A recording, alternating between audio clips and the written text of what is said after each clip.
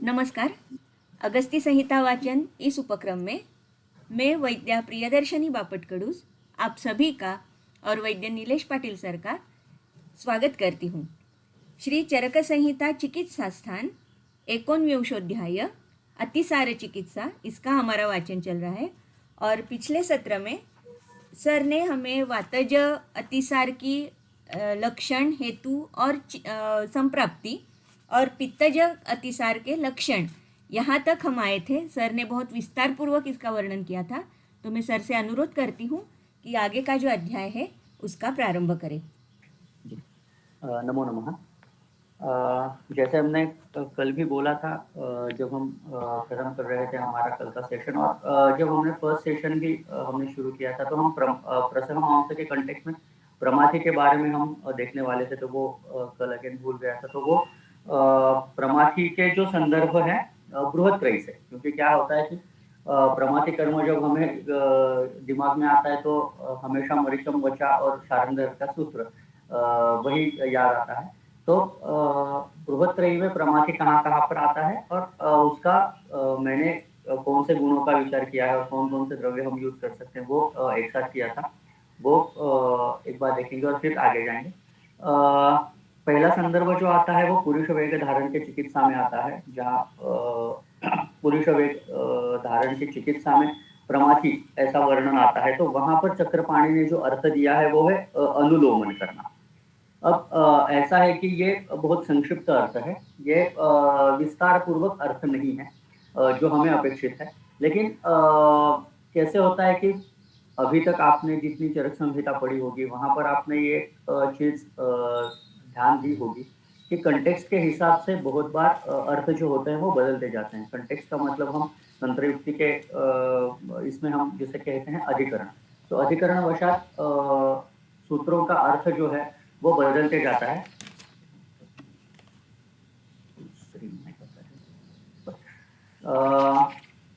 तो यहाँ पर चक्रपाणि ने जो अर्थ दिया है वो अनुलोमन है, लेकिन वो सिर्फ अनुलोमन होगा ऐसे मुझे नहीं लगता। जैसे हम आगे देखेंगे विस्तार से कौन कौन से अर्थ होते हैं। राजयक्ष्मा चिकित्सा में अगेन फिर से वर्णन आता है मध्य का, और से अगेन प्रसव मांस जहाँ पर देने का निर्णय आता है। तो वहां पर भी उन्होंने मध्य का जो कर्म बोला है, वहां पर उन्होंने ये कहा है कि प्रमथ विवृणोति आशु। राजयक्ष्मा में तीन संप्राप्ति भाग जो है वो बहुत इंपॉर्टेंट है। स्रोतसाम संनिरोधाच, रक्तादीनाम से संशय, धातुष्मणाम से अपचय। तो ये तीन चीजें जब होती हैं देन संप्राप्ति जो होती है वो राजयक्ष्मा की तरफ जाती है। तो मध्य का एज अ चिकित्सा राजयक्ष्मा में ये तीनों चीजों पर इफेक्ट होता है। स्रोतसाम संनिरोधाच, मध्य जो है वो प्रमथ विवृणोति आशु, ये जो अभी दिया है वो प्रमथन करता है और स्रोतसों को विवृत्त करता है। तो ये जो भाग है वो यहाँ पर एप्लीकेबल होता है। मध्य इटसेल्फ इसीलिए एज अ प्रमाथी कल्पना हम चिकित्सा में यूज कर सकते हैं, क्योंकि वो स्रोतोरोध दूर करती है। अगेन सिर्फ उतना ही नहीं, वो धात्वग्नि दीपन भी कर सकती है। और जब स्रोत से विवृत हो जाती है तो आगे जैसे चरक ने कहा है तन मोक्षा सप्त धातवः पुष्यन्ति। तो ये जब स्रोत खुल जाते हैं तो ऑफकोर्स रस से लेकर शुक्र तक जो धातुओं का पोषण है वो फिर से खुल जाता है, वो ओपन अप हो जाता है और उनका पोषण होने लगता है। एंड थ्रू दिस मध्य जो है वो एज अ प्रमाथि कर्म करके राजयक्ष्मा में चिकित्सा में उपयुक्त होता है। नेक्स्ट अवस्था जो आती है वो उदर में आती है, जहाँ पर विष का वर्णन करने के लिए बोला है। सभी को पता है अक्रियायाम ध्रुव मृत्यु क्रियायाम संशयो भवेत्, ऐसे जो उन्होंने कहा है उस अवस्था में कि अभी उदर की जो अभी अवस्था है वो तो एट एन एंड स्टेज है। तो एज ए जिसे हम बोलते हैं प्रत्याख्येय करके, रिलेटिव्स को प्रत्याख्येय करके विष का प्रयोग करने के लिए जहाँ पर बोला है, वहां पर विष उदर में कैसे काम करता है ये जब उन्होंने कहा है, वहां पर भी प्रमाथि ये जो गुण है या फिर कर्म है हम बोल सकते हैं, वो वहां पर चरक ने निर्देशित किया है। तेन अस्य दोष संघातः स्थिर लीनो विमार्गः विषेण आसु प्रमाथित्वात् आसु भिन्न प्रवर्तते। तो यहाँ पर उन्होंने प्रमाथि का मतलब क्षोभकारी ऐसे बोला है। अगेन मैंने जैसे कहा ये सिर्फ क्षोभकारी ऐसे नहीं है डेफिनेटली। तो अस्य यानी उदरस्य, तो ये जो व्यक्ति है जिसको उदर हुआ है उसका जब दोषों का स्वरूप स्थिर है, लीन है, विमार्ग है, तो विष अपने व्यवायी, विकासी, उष्ण, तीक्ष्ण इत्यादि गुणों से क्या करता है, प्रमाथि कर्म करके उसका भेदन करता है। ये जो दोषों का बहुत निबिड़ संघात हुआ है, उसका वो भेदन करके उसका प्रवर्तन यानी उसको बाहर निकालने में मदद करता है। तो यहाँ पर अगेन सिर्फ शोभकारी, ऐसा जो चक्रपाणि ने मत दिया है वो उतना काफी नहीं है। वो सिर्फ शोभ नहीं करता, वो आशु भिन्ना प्रवर्तते है, यानी वो विष के वजह से जो दोष का संघात हुआ है उसका भेदन करके बाहर निकालता है। तो ये एक संदर्भ विषय का जो आता है इन कंटेक्स्ट ऑफ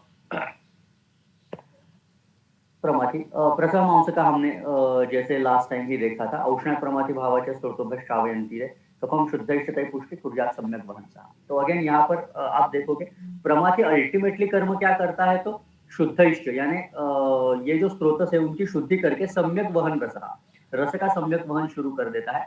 सेम आपने देखा होगा जो हमने राजयक्ष्मा में देखा था, राजयक्ष्मा में मध्य भी वही कर्म करता है, यानी वहां पर स्रोत शोधन करके वो स्रोतस पेटन करके फिर सप्त धातु जो है उनका जो पोषण है वो स्टार्ट कर देता है। यहाँ पर उस टीका में अष्टांग हृदय के टीका में ये जो खरनाद वगैरह का जो मत है वो वहां पर अरुण दत्त ने दिया है, तो वो भी इंटरेस्टिंग है। स्रोतांसी दोष रिक्तानि प्रमथ्ययत् प्रविश्य सौक्ष्म्यात् तर्क्षणाच्च प्रमाथी इति संज्ञिता। तो प्रमाथी का मतलब क्या है, जो ये जो दोष लिप्त स्रोत है जिनका मल से दोषों से उपलेप हो चुका है उनका प्रमथन करके सूक्ष्म और तीक्ष्ण गुण से जो दोषों को छुड़ाता है उसे प्रमाथी बोला जाता है। तो ये एक संदर्भ प्रसह मांस के कंटेक्स्ट में आता है। सो अगेन प्रसह मांस can also be used as a प्रमाथी। ओके, जहां पर कफ प्रधान अवस्था है वहां पर विशेषतः। फिर श्वास हिदमा के चिकित्सा में भी अष्टांग हृदय में तेजोवत्यादि घृत जो आता है उसके अरुण दत्त टीका में ये बोला है तेजोवत्यादि घृत कैसे काम करता है श्वास हिदमा में, तो वो प्रमाथी कर्म करता है। तत्पीतम यानी तेजोवत्यादि घृत पान करने के वजह से क्या होता है, तो दुष्ट कफ आवृत स्त्रोतसां प्रमाथितया, ये जो कफों से आवृत स्त्रोत है उनको प्रमाथी कर्म करके उनका विवरण करता है। और शाखा अनिलादीन, ये तेजोवत्यादि की जो फलश्रुति है वो शाखा अनिलादीन हंति वगैरह ऐसे स्टार्ट हुई है, तो वैसे वो कर्म करता है। तो तेजोवत्यादि घृत itself again act as a प्रमाथी कर्म। सो ये एक भाग है। और भेल में यक्ष्मा चिकित्सा में ये मांस का जो पार्ट है, जैसे हमने प्रसह देखा था वही यहाँ पर भी आता है। मांसान्यपि तथा तेषां स्रोतांसि विकसन्त्यपि शोधयन्ति प्रमाथित्वा स्रोतांसि ग्रथितान्यपि। तो यहाँ पर और एक चीज ऐड हो गई, दैट इज ग्रथितानि अपि। सो दोष लिप्त है, दोषों से लिप्त स्रोत है, वो ग्रथित है, तो ऐसे सभी को शोधन करके उनका विकसन करना ये प्रमाथी कर्म होता है। एंड यहाँ पर अगेन ये प्रसह अंश के वजह से होता है, ऐसे यक्ष्मा चिकित्सा में भेल ने भी कहा।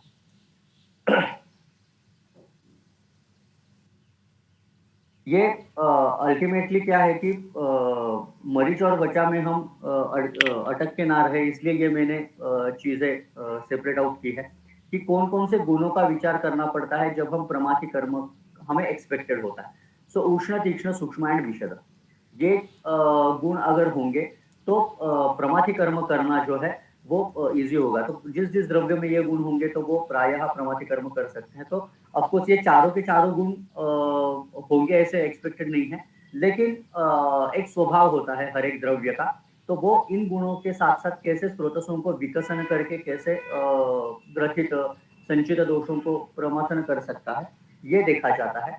तो जो और कुछ द्रव्य यूज हो सकते हैं एज अ प्रमाथी, वो गुगुल नागवल्ली है, एरंड है, और उसके साथ साथ मैंने अभी जैसे कहा मध्य can be very effectively used as a प्रमाथी, प्रसह मांस can be used as an प्रमाथी कर्म।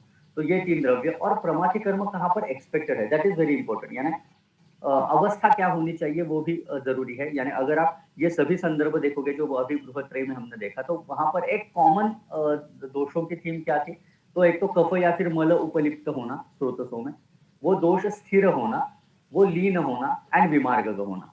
ये अवस्था जब जब होती है तो प्रमाथी कर्म होता है। और ज्यादा स्रोतसों में कौन सी चीजें हो, तो स्रोतोरोध हो, स्रोतसों में ग्रथितत्व हो और संकुचितत्व हो, तो ऐसी कंडीशन में भी प्रमाथी कर्म जो होता है वो अप्लाई किया जाता है। तो आगे भी जब जब किसी भी व्याधि में ऐसी अवस्था आएगी तो ये सभी चीजें मरीच वचा को छोड़कर भी ये मध्य कल्पना उस व्याधि के प्रतिनिक आप यूज कर सकते हो, या फिर प्रसह मांस एज एन आहार द्रव्य ये चीजें बताई जा सकती है।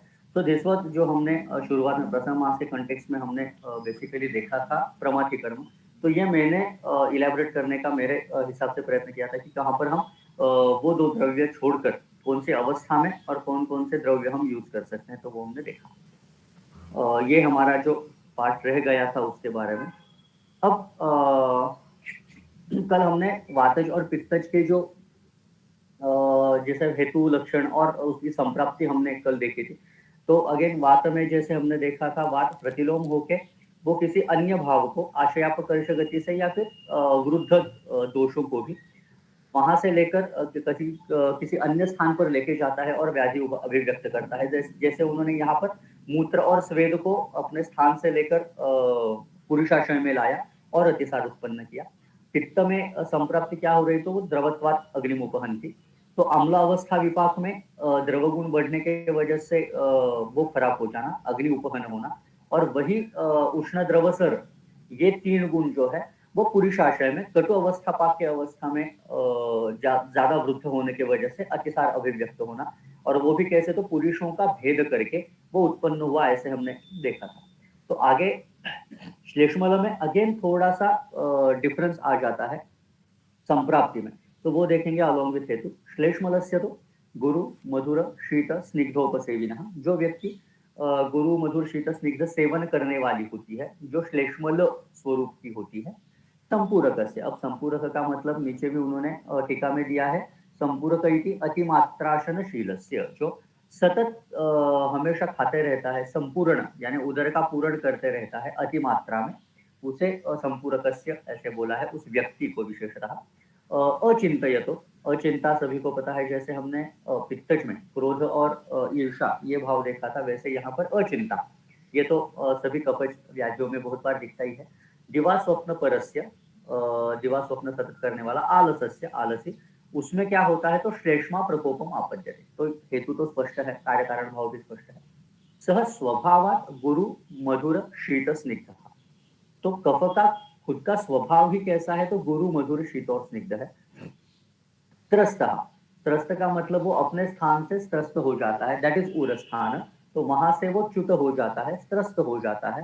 And what he does is अग्निम उपहत्य, और अग्नि का उपहनन करता है। अब यहाँ पर उन्होंने ये विशेषतः स्वभावात ये गुण इसलिए दिए क्योंकि वो एग्जैक्टली ऑपोजिट अग्नि के हैं। तो जो अग्नि के गुण है वो ये जो कफ के गुण दिए हैं उनके अतिशय विपरीत है। इसीलिए कफ जो है वो स्वभावतः ही अग्नि विपरीत है, तो वो थोड़ा भी जब वो बढ़ जाता है तो वो अग्नि का उपहनन करता है, ये उनको यहाँ पर कहना है। दैट्स वाई स्वभाव ऐसा उन्होंने बोला है, कफ का स्वभाव ही अग्नि के विपरीत है। तो ये उपहनन करके वो next what is happening is सौम्य स्वभाव। तो यहाँ पर पुरुषाशयम उपहत्य उपक्लेद्य जो है उसके पीछे रीजन क्या है, तो वो सौम्य स्वभाव है। अब यहाँ पर सौम्य स्वभाव का मतलब अगेन जल महाभूत प्राधान्य जो है, जल शक्ति का जो प्राधान्य होता है कफ में, वो उन्होंने कहा है कि बिकॉज कफ में सौम्य स्वभाव यानी जल महाभूत प्राधान्य होता है, सो व्हाट हैपेंस इज पुरुषाशयम उपहत्य एंड उपक्लेद्य। चरक ने हर एक जगह पर वात के, पित्त के और कफ में पुरुषाशय के स्वरूप का अलग अलग वर्णन किया है, वो अगेन हम एक साथ देखने वाले हैं। तो यहाँ पर वो क्या बोल रहे हैं कि कफ जो पुरुषाशय को क्या करता है, तो उपहत्य एंड उपक्लेद्य, यानी उसका कर्म का उपहनन करना ये एक चीज, और उपक्लेद्य उसको क्लिन्न कर देता है, चिखल झाल्यासारखी कंडिशन पूरे पुरुषाशय में हो जाती है, मणि जिसे हम बोलते हैं वैसा सब पुरुषाशय हो जाता है। और उपहत्य का मतलब उसका कर्म जो है वो हैम्पर हो जाता है। पुरुषाशय यानी वो भाग किसका होगा, तो वो पक्वाशय का भाग है, तो वहां पर वात का कर्म होना अपेक्षित है, तो वो नहीं होता। तो पुरुषाशय का जो कटु अवस्था पाक का कर्म है, शोषण करने का काम है, वो उपहत हो जाता है। सो फर्स्ट भाग अगेन अग्नि उपहत ये एक चीज है, और फिर पुरुषाशय को उपहनन करना ये और एक चीज है। सो यानी दो चीजें हैम्पर हुई अगर आप देखोगे, तो अग्नि उपहत्य भी है और पुरुषाशय उपहत्य भी है। सो ये दोनों चीजों का उपहनन होता है, पुरुषाशय के कर्म का भी और अग्नि का भी। और ये उपक्लेदन और उपहनन करके क्या होता है, तो कफज अतिसार उत्पन्न होता है। तो दिस इज संप्राप्ति। एक बार लक्षण भी देख लेते हैं, फिर नहीं तो संप्राप्ति भी पहले देख लेते हैं, वो बेटर है। तो ये जो कफज अतिसार की जो विशिष्ट संप्राप्ति है उसके बारे में उन्होंने कहा है कि त्रस्त कफ होना, और ये 4 गुण हमने सबसे ज्यादा इंपॉर्टेंट है जब जब कफ के वजह से अग्निदुष्टि के कुछ ना कुछ व्याधि होते हैं। सो दैट इज गुरु मधुर शीत एंड स्निग्ध, जो अग्नि उपघात करते हैं। एंड उसके बाद सौम्य स्वभाव के वजह से पुरुषाशय उपहत्या एंड उपक्लेद्य, ये हमने देखा। पुरुषाशय का वो उपहनन करता है और उपक्लेदन भी करता है, और उसके वजह से अतिसार की अभिव्यक्ति होती है। सो गुण कौन से उपयुक्त और या फिर इंपॉर्टेंट है यहाँ पर इन अ पैथोलॉजी एंड ऑल्सो फ्रॉम चिकित्सा पॉइंट ऑफ व्यू, इस गुरु मधुर शीत एंड स्निग्ध। हम इसके एग्जैक्टली ऑपोजिट ही गुण यूज करेंगे जब कफज अतिसार की चिकित्सा करेंगे। सो लघु होगा, कटु रस होगा, उष्ण होगा एंड रुक्ष होगा। सो दिस इज द, जिसे आप बोल सकते हो फ्रेमवर्क क्रिएट करना कि एक संप्राप्ति हो तो उसका भेद करने के लिए। सेम वात में हमने जैसे देखा कि प्रतिलोम है तो उसका अनुलोमन करेंगे, और पित्तज में द्रवत्व है तो उसका शोषण करेंगे। That will be our target जब हम उनकी चिकित्सा करेंगे। तो अब उसके लक्षण जो है वो तस्य रूपाणी। अब पुरुष का स्वभाव उन्होंने पहले बोला है, स्निग्धम, श्वेतम, पिच्छिलम, तंतुमत, आमम, गुरु, दुर्गंधम, श्लेष्मोपहितम, अनुबद्ध शूलम, अल्पाल्पम, अभीक्षम, अतिसार्यते, सब प्रवाह। तो ये बहुत सारी चीजें स्पष्ट है। पिच्छिल है, तंतुमत तो ऑफकोर्स है, आम होता है ऑफकोर्स, दुर्गंध यहाँ पर भी है क्योंकि खुद कफ जो है वो मल स्वरूप हो जाता है तो उसके वजह से दुर्गंध आना। श्लेष्मोपहित, जैसे पित्त में रक्तोपहित था तो यहाँ पर श्लेष्मोपहित यानी सकफ मल प्रवृत्ति जो होती है वो होती है। अनुबद्ध शूलम, यानी शूल से अनुबद्ध होता है। ऑफकोर्स वातज और कफज में शूल की जो ग्रेडेशन होती है वो अलग होती है। मंद रुजा, ये टिपिकली कफज में होता है। म्हणजे पेशेंट भी जब कहता है तो बहुत सीवियर शूल होता है ऐसे नहीं बोलता, थोड़ा थोड़ा होता है लेकिन बार बार होता है। दैट इज टिपिकली ऑफ कफज रुजा। तो वो अनुबद्ध शूल है। अल्पाल्पम और अभीक्षण, वो तो ऑफकोर्स है। अल्पाल्प इज थोड़ा थोड़ा होना, और अभीक्षण यानी बार बार और बहुत सी कंटेंट जो होता है वो ज्यादा होता है जब कफ में होता है। तो वो ऑफकोर्स विबंध होगा, सामावस्था होगी तो वो अल्पाल्पम होगा। लेकिन अभीक्षण यानी बहुत बार होता है, यानी अल्टीमेटली जो कफ है वो बहुत ज्यादा मल तैयार करता है। दैट्स वाई अभीक्षण अतिसार जो होता है वो कफज में होता है, because content because of cough ज्यादा रहता है। और सब प्रवाहन होता है, सभी को पता है, नीचे भी उन्होंने दिया है, कुर्त्यापिया कुर्त संज्ञता, ये टिपिकली कफज के स्त्यानत्व के वजह से, पैशल्य के वजह से ये चीजें होती हैं। सो वो सप्रवाहिक मल प्रवृत्ति होती है। गुरु उदर गुद बस्ती वंशण देश, तो ये अधोदर जो हमारा होता है तो वहां पर पूरी जगह पर गौरव उत्पन्न होना, यानी उदर हो, गुद हो, बस्ती वंशण, यहाँ पर ऑफकोर्स गौरव आता है। Of course it is not just because of गुरु गुण, ऑल्सो बिकॉज ऑफ जब कफ जो होता है वो उपलेप प्रकार का कर्म करता है तो इन सभी जगह पर उपलेप उत्पन्न होता है, एंड बिकॉज ऑफ दैट गुरुत्व आता है। कुर्ते अपनी अकुर्त संज्ञता, वो सही वैसे ही जैसे हमने सब प्रवाहिका मध्ये देखा कि वेग आते हैं और जाकर यानी मल शुद्धि की फीलिंग नहीं आती। सदोम हर्ष इज बिकॉज ऑफ कफ। स उत्क्लेश, अब उत्क्लेश का अगेन पित्त में वर्णन नहीं था। उत्क्लेश की डेफिनेशन अगेन सुश्रुत ने शारीरिक स्थान 4 में दी है। उत्कृष्ट अन्नम न निर्भरते सब प्रसेक शिवनेरितम। सो उत्क्लेश इस शब्द का मतलब ये होता है कि मल जो है या फिर दुष्ट पित्त, दुष्ट कफ जो है वो बाहर निकलना चाहते हैं लेकिन बाहर निकल नहीं रहे हैं, इसको उत्क्लेशीय स्पेसिफिकली सुश्रुत ने नाम दिया है। और उसके साथ साथ लक्षण कौन से, तो प्रसेक शिवनेरितम, प्रसेक होता है और शिवन होता है, लालास्त्र बहुत ज्यादा उत्पन्न होता है, थूक जो होती है वो बहुत ज्यादा निर्माण होती है। इसे सुश्रुत ने स्पेसिफिकली उत्क्लेश बोला है। तो दैट इज उत्क्लेश, ये एक लक्षण टिपिकली कफज अतिसार में दिखता है। निद्रा आलस्य परितः, तो ऑफकोर्स क्योंकि तम एंड कफ ये दोनों चीजें हैं तो उसके वजह से कफज अतिसार में ये लक्षण देते हैं। आगे वाले इंपॉर्टेंट है साध एंड अन्नद्वेषी।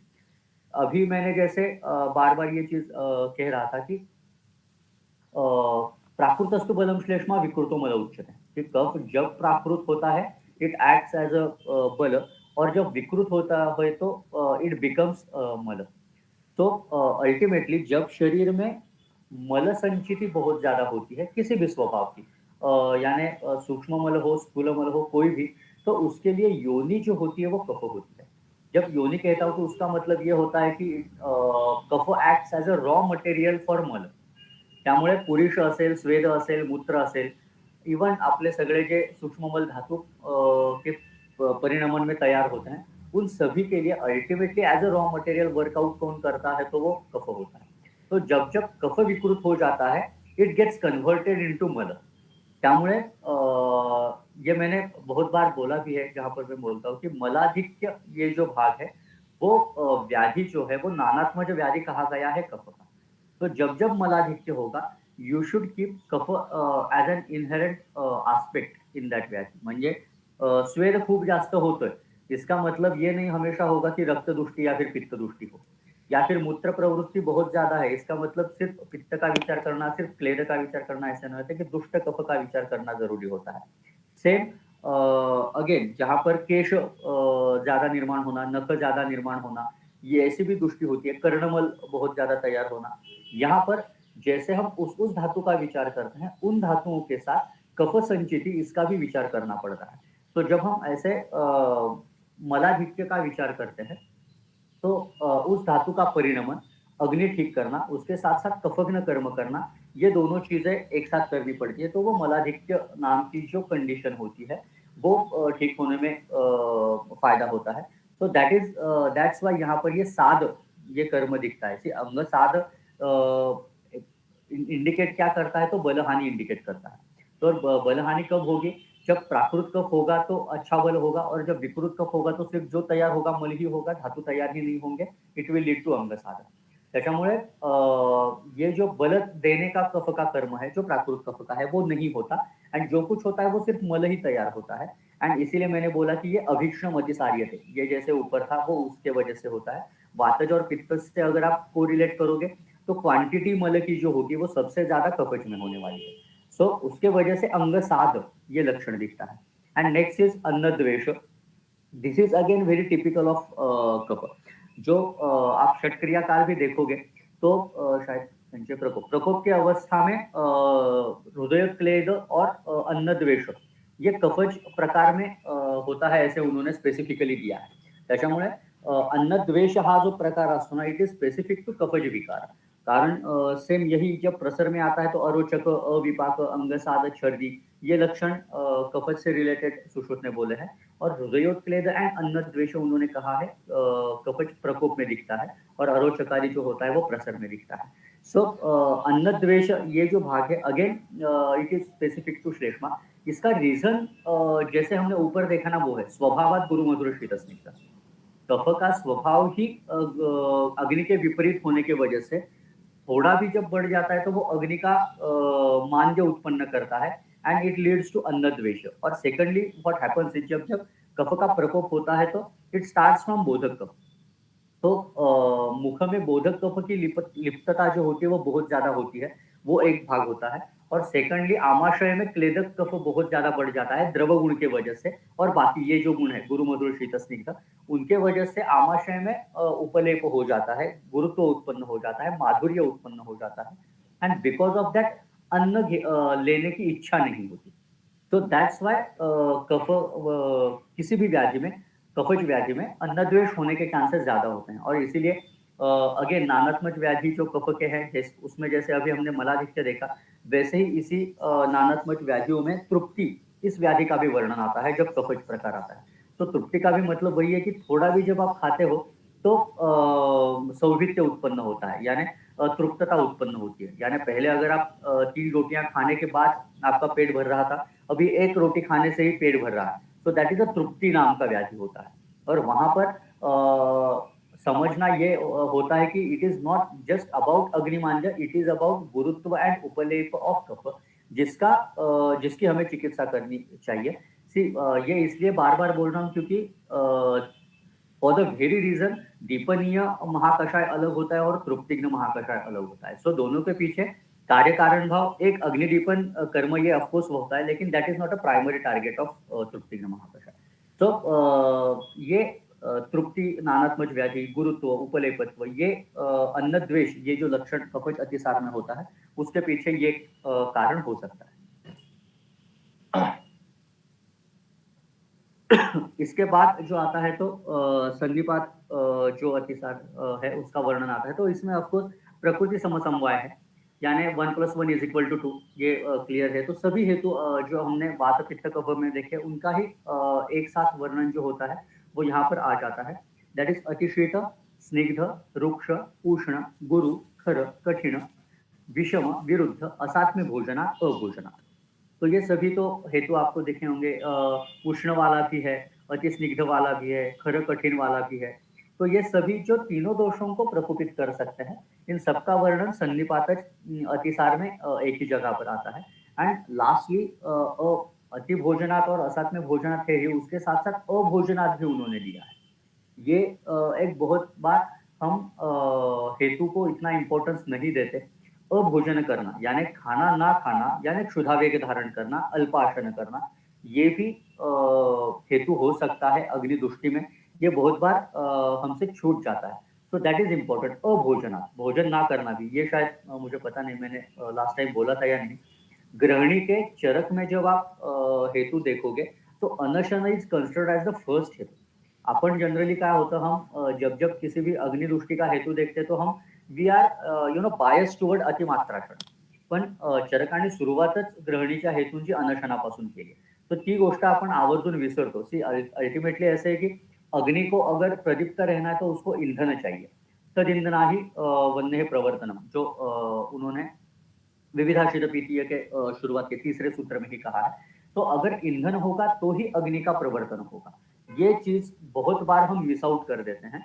सो ये एक हेतु का वर्णन उन्होंने यहाँ पर कर दिया, दैट इज अभोजन। बाकी असात्म्य भोजन है, कालातीत भोजन है, ये सभी विषमाशन का उदाहरण वगैरह, ये तो क्लियर ही। यत् किंचित अभ्यवर्णात यानी यत् किंचित का उन्होंने टीका में जैसे दिया है, दैट इज पथ्य अपथ्य भोजना। पथ्य और अपथ्य का भोजन एक साथ करना, तो इसका मतलब जो जैसे हमने भागवत में पढ़ा है, दैट इज समशन। पथ्य और अपथ्य मिक्स करके एक साथ खाना, इसको समशन बोला जाता है। So that also comes under यत् किंचित अभ्यवहरण। प्रदुष्ट मद्य पानीय पाना, तो दुष्ट मद्य और दुष्ट जल इनका पान करना। अति मद्यपाना, अति मद्यपान करना, यानी मद्यपान के दोनों हेतु उन्होंने दिए हैं, दुष्ट मद्यपान करना भी और अति मद्यपान करना। असंशोधनात प्रतिकर्मणा, सो संशोधन ना करना, प्रतिकर्मणा विषम गमनात, अनुपचाराच, ज्वलन आदित्य पवन सलील अतिसेवनात, अस्वप्नात, ये भी स्पष्ट है। विषम गमन यानी हेतु जो विहारात्मक जो है वो उसमें वैषम्य आना। अनुपचारात ज्वलन आदित्य पवन सलील अतिसेवनात, ये सभी विहारात्मक हेतु उन्होंने दिए हैं। अस्वप्नात अतिस्वप्नात है, यानी दोनों निद्रा का वेग धारण करना भी और अति निद्रा का भी। वेग विधारण है, ऋतु विपर्यय है। ऋतु विपर्यय यानी जो आजकल बहुत ज्यादा दिखाई देता है, यानी शीत ऋतु में बारिश गिरना वगैरह, ये सभी। अयथा बलमारंभ जैसे राजयक्ष्मा में होता है, बल के हिसाब से कर्म ना करना, अति साहस करना। भय शोक चित्तोद्वेग, ये यहाँ पर देखो सभी हेतु जो है वो एक साथ आ गए वात पित्त कफ के। भय भी है, शोक भी है, चित्तोद्वेग भी है। अतियोगा, इनका अतियोग होना। कृमि, शोष, ज्वर, अर्श, विकार, अतिकर्षणात्व, तो ये सभी व्याधियों के वजह से स्पेसिफिकली उन्होंने दिया है। कृमि, शोष, ज्वर एंड अर्श, इनके वजह से अतिकर्षण होना। कर्षणात्वा व्यापन्न अग्ने त्रयो दोषाः प्रकुपिताः भूय एव अग्निम उपहत्य पक्वाशयम अनुप्रविश्य अतिसारम सर्वदोषलिंगम जनयन्ति। सो अग्नि को व्यापन्न करते हैं, त्रयो दोषाः प्रकुपिता, तीनों दोषों को प्रकुपित करते हैं। एंड वही दोष भूय एव अग्निम उपहत्य, वही तीनों दोष जो है वो अग्नि को भूय उपहत्य, बहुत ज्यादा उपहत करते हैं। फिर पक्वाशयम अनुप्रविश्य अतिसारम सर्वदोषलिंगम जनयति। ये प्रकृति समसमवाय मैंने जैसे कहा कि इनमें लक्षण कुछ अलग नहीं होने वाले, जो वात पित्त कफ के उनकी ही एडिशन होने वाली है। तो ये उन्होंने यहाँ पर कहा। तो इसका संप्राप्ति का अगेन थोड़ा इम्पोर्टेंस है। हाँ, ये मैं जो बोलने वाला था कि वातज पित्तज और कफज में चरक ने अलग अलग संप्राप्ति देखना जरूरी समझा है। ये बार बार इसलिए कह रहा हूँ क्योंकि अगर आप सुश्रुत की और वाग्भट की संप्राप्ति देखोगे तो वहां पर यह हुआ है कि उन्होंने एक ही संप्राप्ति एज अ सामान्य संप्राप्ति दी है सभी अतिसारों के लिए।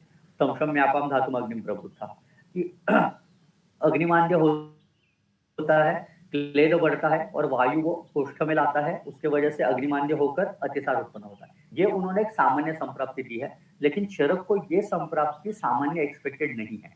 वातज में, पित्तज में और कफज में अलग अलग संप्राप्ति घटित होती है और उसके हिसाब से चिकित्सा अलग होती है। अगर आप सुश्रुत और वाग्भट की संप्राप्ति ही एज अ जनरल मान लो, तो फिर ऐसा रहेगा कि वात की चिकित्सा करने से ही अतिसार की चिकित्सा हो जाएगी, ऐसे वहां से मतलब निकलता है। लेकिन वो चरक को एटलीस्ट अपेक्षित नहीं है। यानी पित्तज में द्रव गुण होना और कफ में सौम्यत्व होना, ये चीजों को जब तक आप काउंटर बैलेंस नहीं करते वो अतिसार कम नहीं होगा। तो दैट्स वाई ये मैंने स्पेसिफिकली यहाँ पर लिखा है कि वातज में जो होता है मूत्रस्वेद लाकर वो क्या कर रहे हैं, पुरुष को द्रवीकृत कर रहे हैं। That is a different thing. पित्त में क्या हो रहा है, उष्ण सर और द्रव गुण की वजह से पुरुष भेद हो रहा है। और कफ में क्या हो रहा है, बिकॉज ऑफ इट्स गुरु मधुर शीत स्निग्ध स्वभाव एंड बिकॉज ऑफ इट्स सौम्य गुण, व्हाट इज हैपनिंग इज पुरुषाशय का उपहनन और उपक्लेदन हो रहा है। तो ये जो भाग है इनको ही एज अ संप्राप्ति भंग हमें चिकित्सा करनी होती है। इट इज नॉट जस्ट वायु को ही सिर्फ प्राधान्य नहीं है अतिसार में, एटलीस्ट अकॉर्डिंग टू चर। ये ध्यान में रखना पड़ता है, जो सुश्रुत में और वाक्पट में होता है सिर्फ वात को प्राधान्य दिया जाता है, वैसे नहीं है। अगेन दोषों का स्वरूप ये मैं हमेशा ध्यान देता हूँ कि दोषों का स्वरूप उन्होंने कैसे बोला है। अब एक्चुअली ये दोनों जो शब्द हैं वो आते हैं जब हम अतिसार की चिकित्सा देखने वाले हैं आगे। लेकिन ये ऐसा दोषों का स्वरूप होता है इसलिए ये चिकित्सा करो, ऐसे उन्होंने चरक ने कहा, इसलिए मैंने ये यहीं पर ले लिया है ताकि हमें एज अ होल अतिसार में दोषों का स्वभाव कैसे होता है और हमें चिकित्सा कैसे करनी पड़ती है ये समझ में आए। तो दोष कैसे होते हैं, तो सन्निचित होते हैं और विदग्धाहार मूर्छित होते हैं।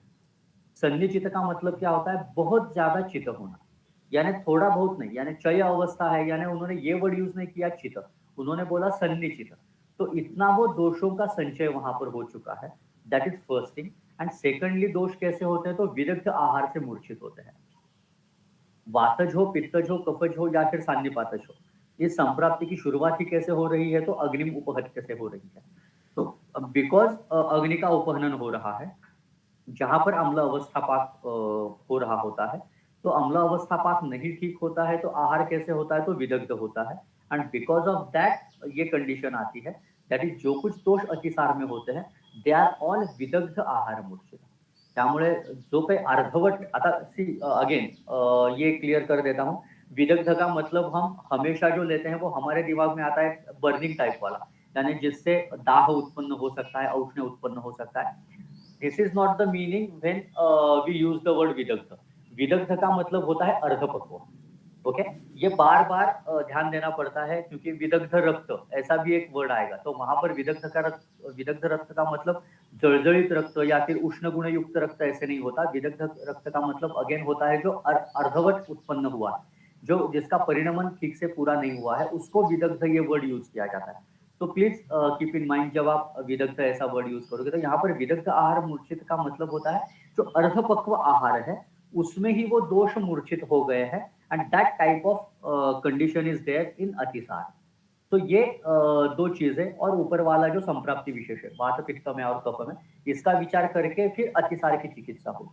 अब सन्निपात का भी कौन कौन सा भाग होता है वो देखेंगे। हाँ, हे आता मी म्हणत होतो तसं खूप वेळा काय होतं, जो हम विदाह करने वाला कोई भी आहार, यानी हम हमारे दिमाग में जिससे बर्निंग सेंसेशन आएगा उसको हम विदाही बोलते हैं। That is not what is expected by विदाही इन बृहत्रे। हे लक्षात घेण्यासाठी म्हणून हे संदर्भ टाकलेत सुश्रुताचे। द्रव्य स्वभावात यह गौरवात्वा चिरेण पाकम जठराग्नि योगात पित्त प्रकोपम विदहत करोति तदन्नपानम कथितम विदाही। सो ये डल्हन ने ये विदाही की डेफिनेशन दी है। द्रव्य का स्वभाव ही विदाही हो सकता है, या फिर द्रव्य गुरु होने की वजह से क्या होता है, चिरेण पाकम जठराग्नि होगा। बिकॉज ऑफ गुरुत्व जठराग्नि के वजह से आशुपाक नहीं होता, वो धीरे धीरे उसका काम होता है। सो व्हाट हैपन्स इज, जब तक उस आहार का पूरा पचन नहीं होता वो ग्रहणी में पड़ा रहता है। और इट इज लाइक सभी को पता है, एक मॉडर्न मेडिसिन का हमने थोड़ा बहुत पढ़ा हुआ था कि फीडबैक मैकेनिज्म होता है।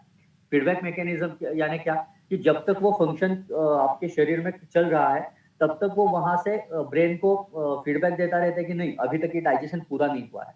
So it act like that, कि बहुत ज्यादा विदाही होने का स्वभाव ही विदाही होना, और गुरु गुण की वजह से वो आगे जाता ही नहीं आहार, वो ग्रहणी में पड़ा रहता है। और शरीर टिपिकली हमारा जो ग्रहणी है वो फीडबैक देते रहता है कि नहीं नहीं अभी तक पचन नहीं हुआ है और ज्यादा पित्त भेजो।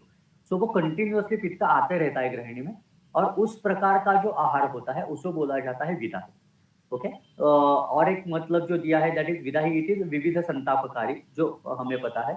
और अगेन और एक संदर्भ जो नीचे दिया है वो प्रॅक्टिकल अगेन है, दैट इज विदाही इति यत् आम्ल उद्गार दाह तृष्णा प्रभूतीन उदीर्य कृच्छ्रात पाकम उपगच्छति तद्विदाही। आणि आपल्या डोक्यात विदाही फक्त वरची गोष्ट असते, यानी जिसके वजह से आम्लोद्गार होते हैं, दाह होता है, तृष्णा उत्पन्न होती है, उसको हम विदाही बोलते हैं। सेकंड लाइन जो है वो हमसे छूट जाती है बहुत बार, कृच्छ्रात पाकम उपगच्छति। यानी विदाही का प्रॉब्लम ही ये होता है, विदग्ध होने का मतलब वो आगे नहीं जाता, उसका पचन पूरा नहीं होता, उसको हम बोलते हैं विदग्ध होना। तो कृच्छ्रात पाकम उपगच्छति, जो इजीली पचन नहीं होता, बहुत तकलीफ दे के पचन होता है, एंड अलॉन्ग विथ अम्लोद्गार दाह तृष्णा, that should be considered as a विदाही। त्यामुळे दरवेळी ज्याने जळजळ होते त्याला विदाही म्हणणं हे चुकीचं आहे। ओके। ज्याचा पाक कृच्छ्रत्वाने होतो, जो अर्धपक्व राहतो, अशी ज्याचा स्वभाव असतो त्याला विदाही म्हणणं अपेक्षित आहे। Okay. So that is in context with विदग्ध जो अभी आया था। और ये जो संप्राप्ति है it is in context of जो अभी संधिपातज अतिसार हम देख रहे हैं, तो उसमें ये भाग आता है कि हेतु सेवन के वजह से क्या होता है, अग्नि व्यापद उत्पन्न होता है। अग्नि व्यापद होता है इसलिए त्रिदोष प्रकोप होता है, एंड वही त्रिदोष जो प्रकोपित होते हैं वो अगेन क्या करते हैं, अग्नि का उपघात करते हैं। और वो सिर्फ अग्नि का उपघात नहीं करते, चरक बोलते हैं भूयः, यानी बहुत ज्यादा अग्नि का उपघात करते हैं। अब ऑफकोर्स ये क्यों, क्योंकि सिर्फ एक पित्त का द्रव गुण बढ़ा उसके वजह से उपघात होना, या फिर सिर्फ एक कफ का गुरु स्निग्ध गुण वजह से उपघात होना, और वात पित्त कफ ये तीनों दोष एक साथ आके अग्नि का उपघात करना, there is definitely a difference of gradation. So त्रिदोष प्रकोप होकर जो अग्नि का उपघात होता है वो भूयः होता है, वो बहुत ज्यादा होता है। और ये क्या होता है, पक्वाशयम अनुप्रविश, और यहाँ पर उन्होंने पक्वाशय या फिर पुरुषाशय को उन्होंने अलग कोई वर्ड यूज नहीं किया है, अनुप्रविश वहां पर प्रवेश करता है और अतिसार उत्पन्न करता है। ह्याच्यामध्ये इंटरेस्टिंग गोष्ट जी आहे ना, it works as a vicious circle. त्रिदोष प्रकोप होना, उससे अग्निदृष्टि होना, अग्निदृष्टि की वजह से फिर से त्रिदोष प्रकोप होना, ये साइकिल जो होती है वो चलती रहती है जब त्रिदोष प्रकोप और अग्निदृष्टि एक साथ आ जाती है। और सी अगेन जैसे हमने वात पित्त और कफ में ये एंगल्स देखे थे, वैसे ही सेम यही रिपीट होता है बार बार चरक संहिता में। वर्षा ऋतुचर्या में भी आप देखोगे सेम प्रकार का ही वर्णन आता है। यानी पहले क्या होता है, स वर्षासु अनिलादीनाम दूषण ही बाध्यते पुनः, सहा यानी वो अग्नि, यानी ऊपर वाले जो लाइन में पक्ता लिखा है ना, वो पक्ता यानी वो पचन करने वाला जो अग्नि है, वो अनिलादीनाम बाध्यते, यानी वो पहले क्या होता है, वात पित्त कफ से बाधित होता है। फिर व्हाट हैपेंस इज, नीचे जो लाइन है, अग्निबल क्षीणे कुप्यंति पवनादया, यानी अग्निबल क्षीण होने से अगेन क्या हो जाता है, वातादि प्रकोपित हो जाता है। तो this is typical vicious circle, यानी त्रिदोष प्रकोप से अग्निदृष्टि होना, अग्निदृष्टि से फिर से त्रिदोष प्रकोप होना। दैट्स वाई सन्निपातज कोई भी व्याधि हो वो क्लियर आउट करना, उसको ठीक करना ज्यादा तकलीफ दे होता है, क्योंकि काय चिकित्सा जो होती है वो अग्नि की चिकित्सा होती है, और इसमें वही हैम्पर हो चुका होता है, और वो बार बार वो संतान परंपरा दुष्ट दोषों की और अग्नि की चलते रहती है।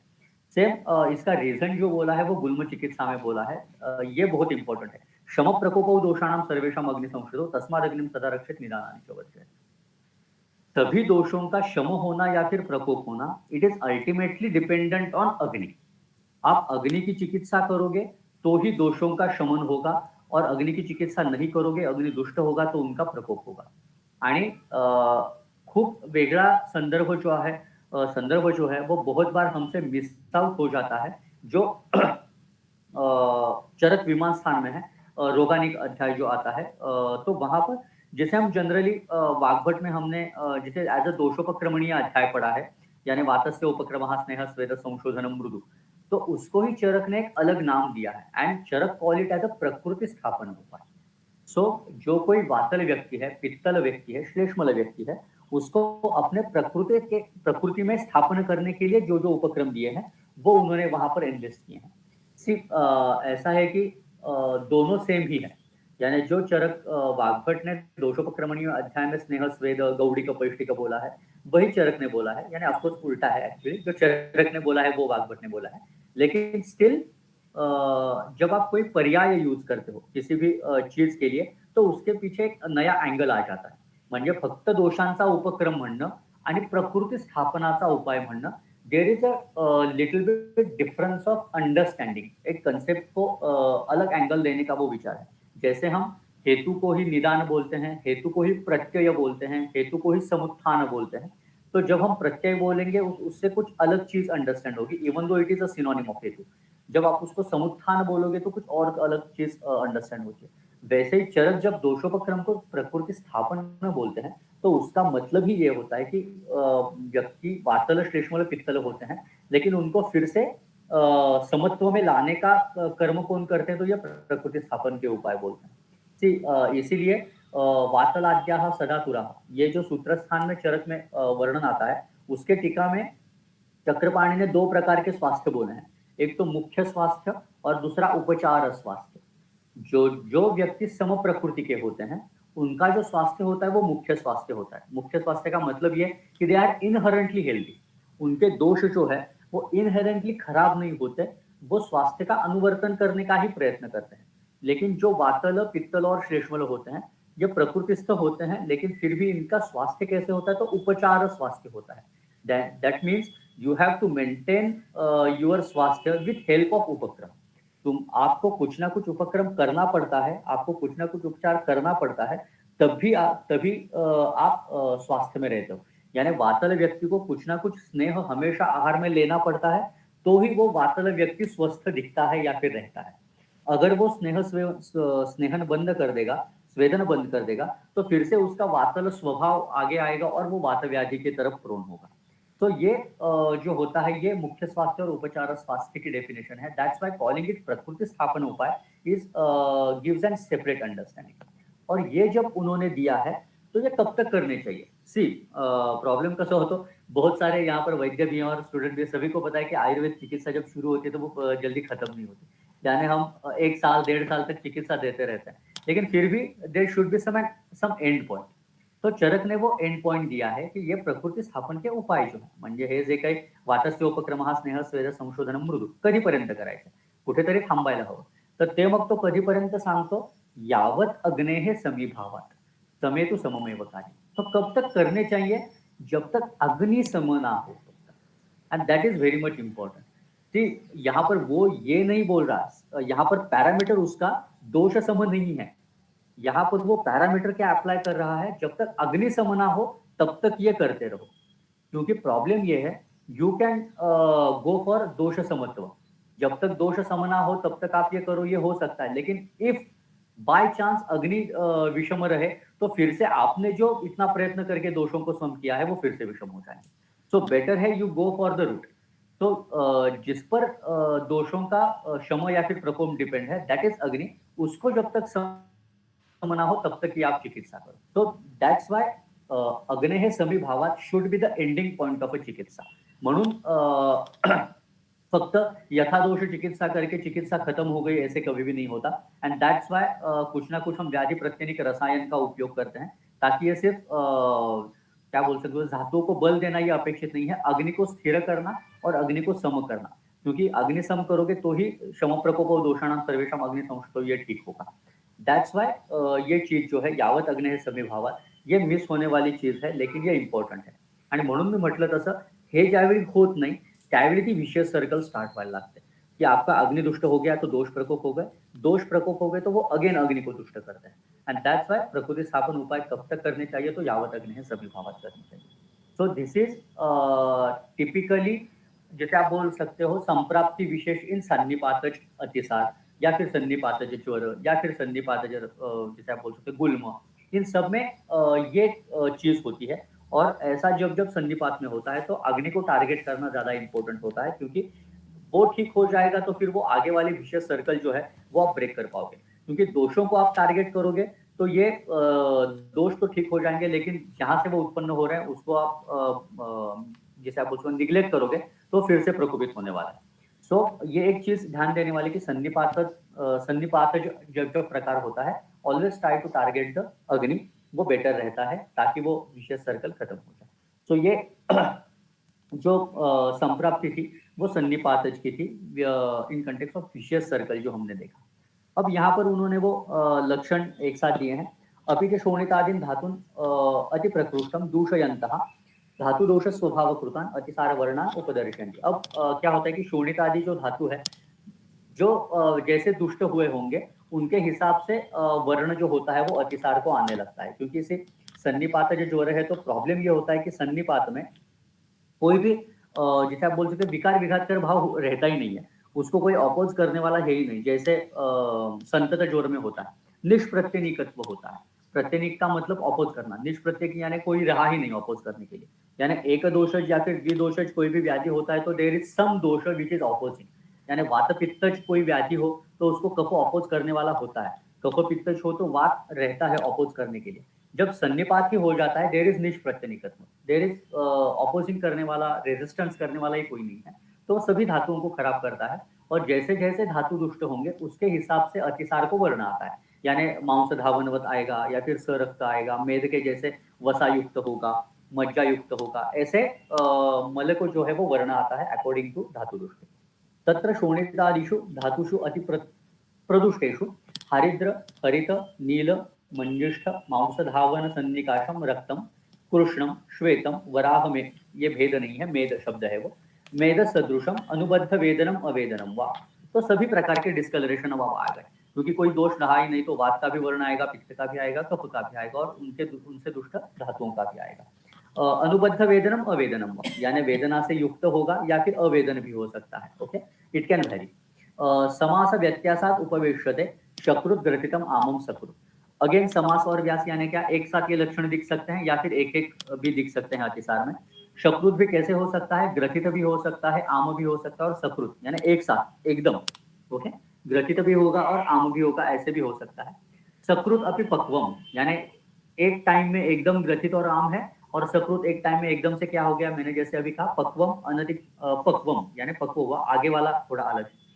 तो अतिसार में क्या प्रॉब्लेम होता है कि जैसे हम ग्रहणीला जसं आपण ते लक्षण लावतो मुहुर्बद्धम मुहुर्द्रवम, तसं टिपिकली संधिपात अतिसार में होता है कि बीच में ही ग्रथित और आम मल होगा और बीच में ही पक्व होगा, दैट इज लक्षण ऑफ संधिपाताचे अतिसार। अनतिक्षीण मांस शोणित बलः मंदाग्निः विहत मुखरसश्च तादृशम आतुरम कृच्छ साध्यम विद्या। तो यहाँ अनतिक्षीण से जो स्टार्ट होता है ना, इट इज इंडिकेटिव ऑफ साध्य साध्यत्व। ओके, ऊपर वाले जो है वो लक्षण है, यानी what he is trying to say is ऊपर वाले लक्षण हो, लेकिन व्यक्ति अगर अनतिक्षीण मांस शोणित बल हो, मंदाग्नि हो, जिसका मुखरस चला गया है, ऐसा अगर आतुर हो तो क्या समझो, इट हैज बिकम कृच्छ साध्य। इसीलिए वो शब्द क्या यूज करते हैं, अनतिक्षीण मांस शोणित बल। इसका मतलब उल्टा हमें ये लेना है कि ये लक्षण हो और उसके साथ अतिक्षीण मांस शोणित बल हो, तो वो अतिसार जो है it is going to be अचिकित्सीय असाध्य जो आगे आएगा। ओके, अब अगेन एक समझने वाली बात ये एक बार देखते हैं और फिर रुक जाते हैं, मालूम नहीं अब सब अर्थ कंप्लीट होगा या नहीं होगा।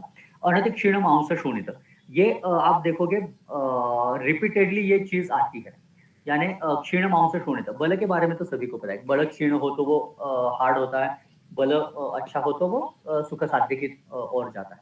मांस आणि शोणिताचा संबंधच दरवेळी साध्यासाध्यत्वाशी खूप वेळा येतो, आणि तो काय येतो, अगेन अरिष्ट के लक्षणों में जब जब आप इंद्रिय स्थान देखोगे वहां पर भी ये क्षीण मांस शोणित और अक्षीण मांस शोणित ये बार बार आता है।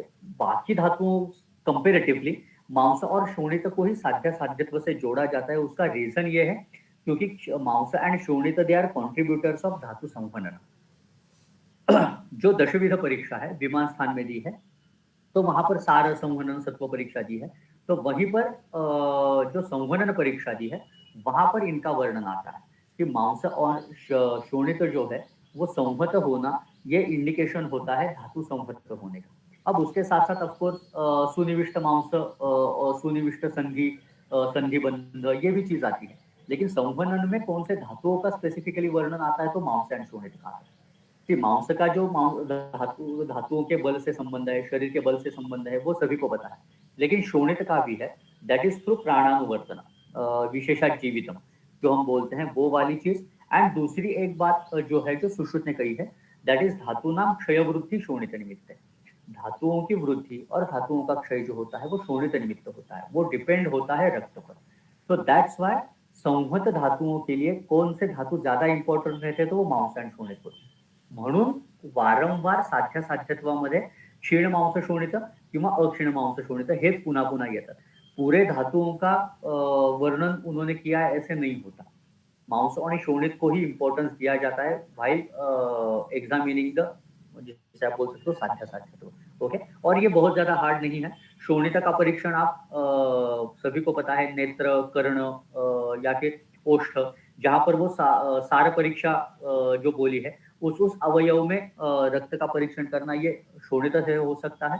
और मांस का परीक्षण जो मांसोपचित भाव बोले हैं संधि है अंश है पार्श्व है पृष्ठ है वहां पर ये सभी भाग मांस से उपलेप दिखना ये जो है ये प्राकृत मांस का लक्षण है. और इसका शोष हो जाना ये क्षीण मांस का लक्षण है. और शोणित का क्षीण वो तो हमें सभी को दृष्ट ही होता है. सो क्षीण मांस देखना और क्षीण शोणित देखना ये होता है. एंड आई हैव ये ऑब्जर्व मैंने जब मैं इंटर्नशिप में ताराचंद में काम करता तो नरेंद्र पेंडसे सर जब रुग्ण परीक्षण करते तो वो पूरे जो हमारा हाथ और पैर जो होता है उसको स्पर्श करके फ्रॉम स्टार्ट टू एंड वो देखते थे. तो वो संवहन की परीक्षा वो जरूर देखते थे मांस का यानी पायावरतून हात फिरून पाहणं हातांवरून हात फिरून पाहणं ते उपचित आहेत ना यानी सभी संधि जो है वो मांस से उपचित है. ये समझ में आता है जब ये चीज समझ में आती है. बाकी भी ऑफकोर्स स्निग्ध वृक्ष ये भी चीजें होती है लेकिन ये संवहन का परीक्षण करना ये मांस से होता है. ये एक भाग. और शोणित का जो क्षय या फिर वृद्धि है वो तो डायरेक्टली हमें जो ये मृदु भाव है ओष्ठादि तो वहां से वो समझ में आता है. तो ये परीक्षण करना साध्य साध्यत्व के लिए जरूरी होता है. तो वो एक भाग समझ ध्यान में रखना भाई doing the prognosis of a patient और अ डिसीज ये इम्पोर्टेंट होता है. मंदाग्नि तो क्लियर है. और विहत मुख रस यानी ऑफकोर्स अरुचि प्रकार जिसे हम बोलते हैं मुख का जो रस है वो विहत हो चुका है ऐसे लक्षण हो तो इवन दो बाकी के लक्षण है सन्निपातज है फिर भी अभी तक रुग्ण का मांस शोणित एंड बल ये तीन फैक्टर्स अभी तक बहुत ज्यादा क्षीण नहीं हुए हैं इसलिए सिर्फ ये सन्निपातज अतिसार क्या है कुर्चर खाते.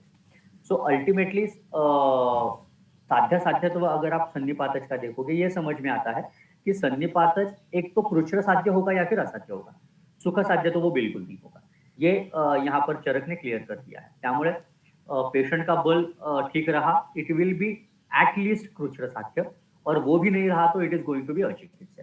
हे प्रोग्नोसिस के बारे में चरक जो है वो स्पेसिफाय कर देते हैं. ठीक आहे. मला वाटतं पुढची जी लक्षणं आहेत ती असाध्यत्वाकडे जातात की मला वाटतं आपण पुढच्या वेळी बोलूयात. आता कोणाला किसी को अगर कोई डाउट हो तो बोल दीजिए. बहुत बहुत धन्यवाद सर.